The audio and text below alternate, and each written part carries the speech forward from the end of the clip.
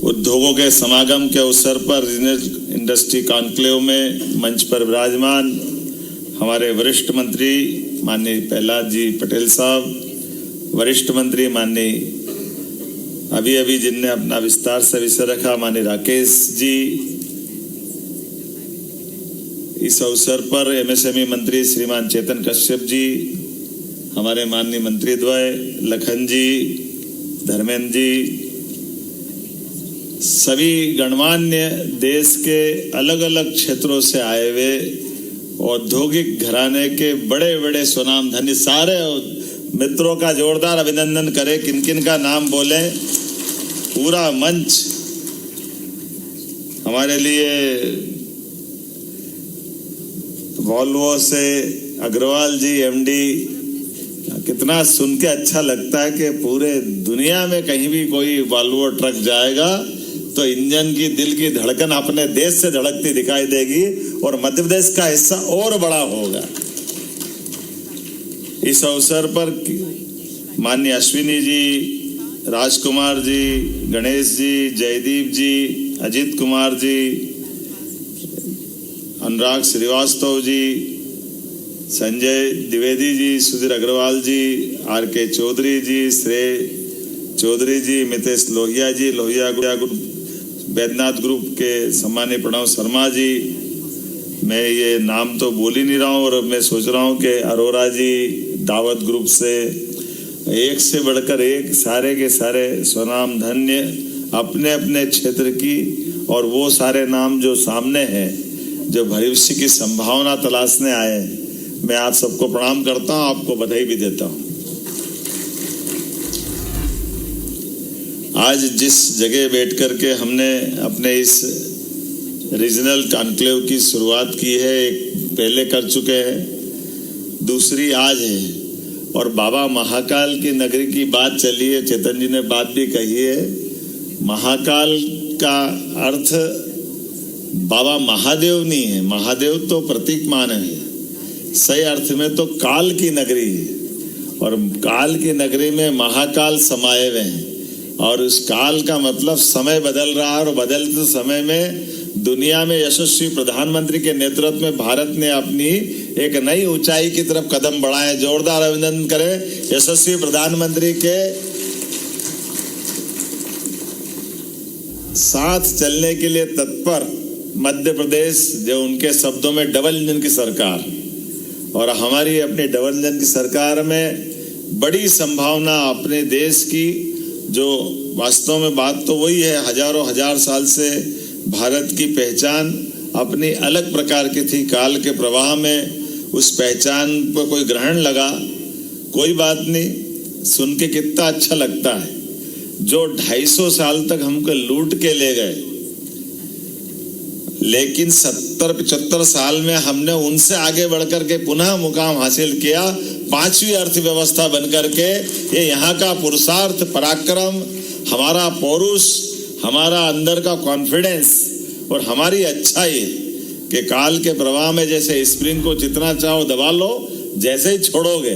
वो उछल करके वापस अपना स्थान ग्रहण करेगी। कितना अच्छा लगता। अभी यहाँ हमारे बीच MOU हुए,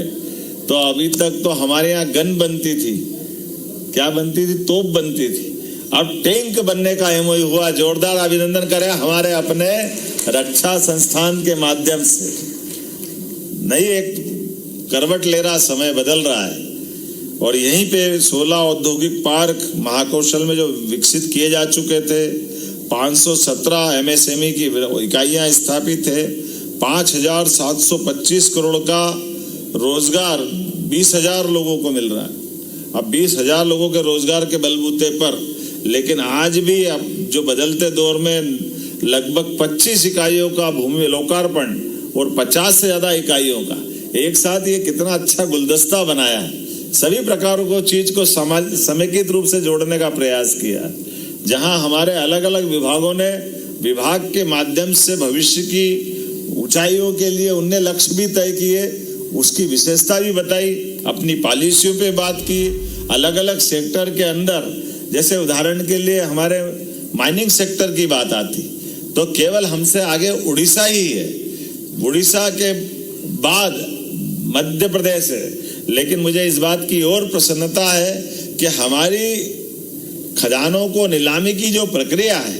वो नीलामी की प्रक्रिया में पूरे देश में नंबर 1 का स्थान अगर किसी ने हासिल किया है तो ये हमारे अपने मध्य प्रदेश ने किया, जिसमें भारत सरकार ने हमको पुरस्कृत भी किया।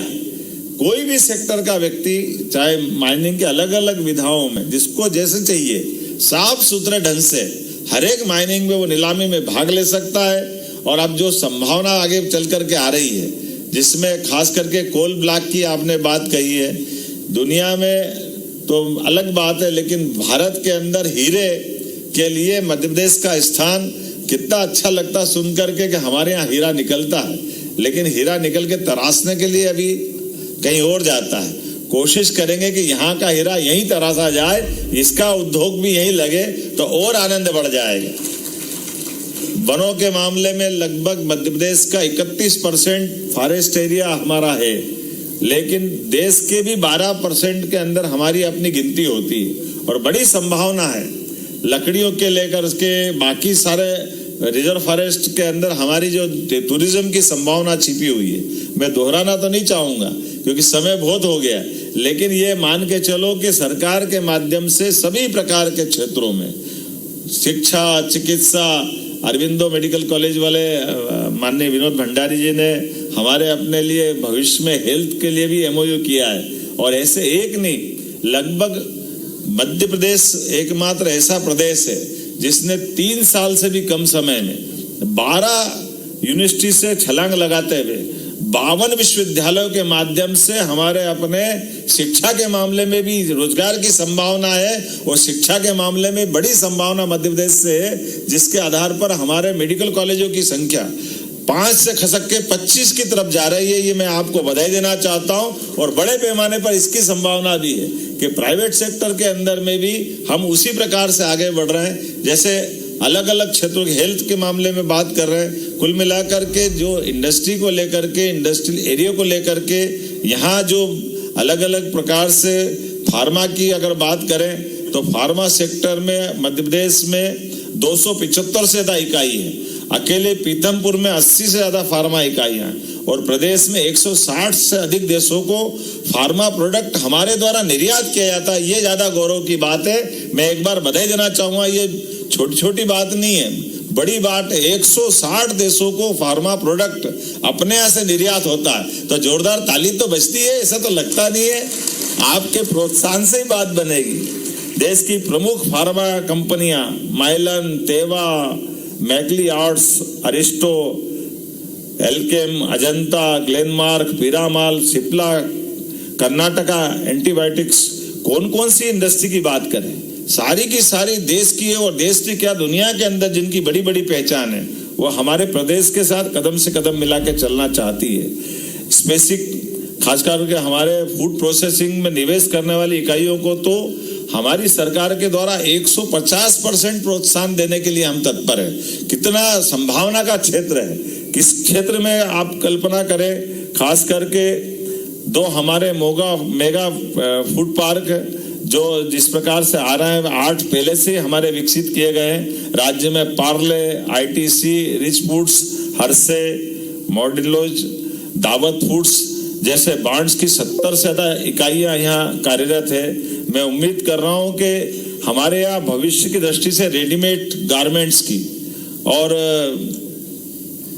टेक्सटाइल की जो बड़ी बड़ी संभावना है, जिसके लिए अभी हमारे द्वारा कुछ और प्रयास भी करेंगे, जिसमें जबलपुर आज इतना बड़ा कार्यक्रम कर रहा था, जबलपुर को भी कुछ देने का बनता है। तो बहुत जल्दी जबलपुर में टेक्सटाइल और गारमेंट्स को बढ़ावा देने के लिए एक अति आधुनिक स्किल डेवलपमेंट सेंटर की बनाने की यहीं से घोषणा करता हूं, जिसके माध्यम से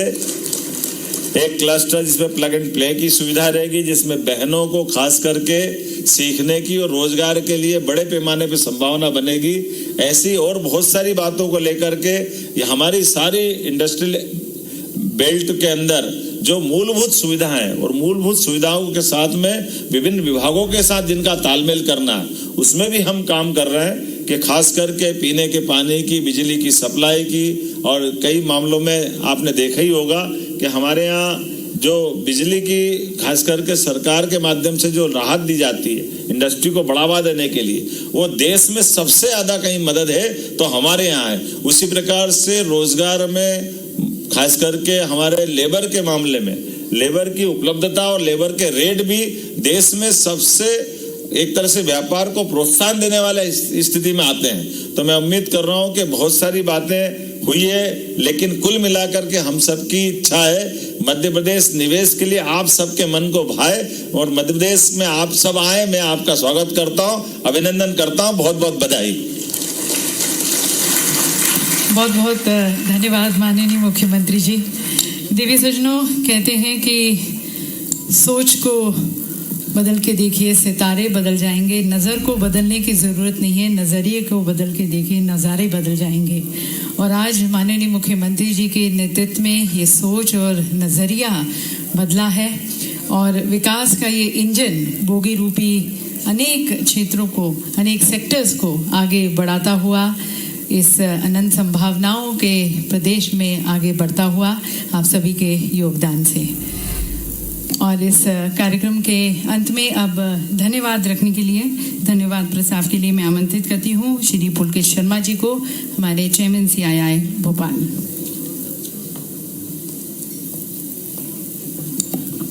नमस्कार। मंच पर पीठासीन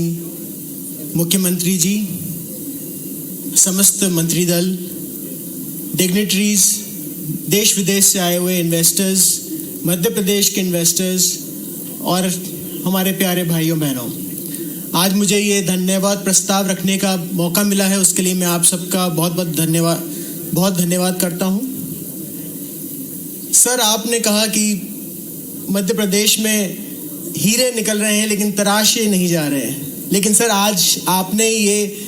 इंडस्ट्री के जो हीरे हैं उनको तराशने का काम चालू कर दिया है सर, उसके लिए बहुत बहुत धन्यवाद। सर, इंडस्ट्री को आपने एक प्लेटफॉर्म दिया है, ना सिर्फ इंदौर और भोपाल की, लेकिन हर जिले की इंडस्ट्री को यहाँ आके अपना प्रस्ताव रखने का, एक डायलॉग करने के लिए आपने अपॉर्चुनिटी दी है, उसके लिए बहुत बहुत धन्यवाद। और आपकी सारी ब्यूरोक्रेसी इस काम को बहुत ही सक्षम तरीके से कर रही है एंड उसके लिए आई एम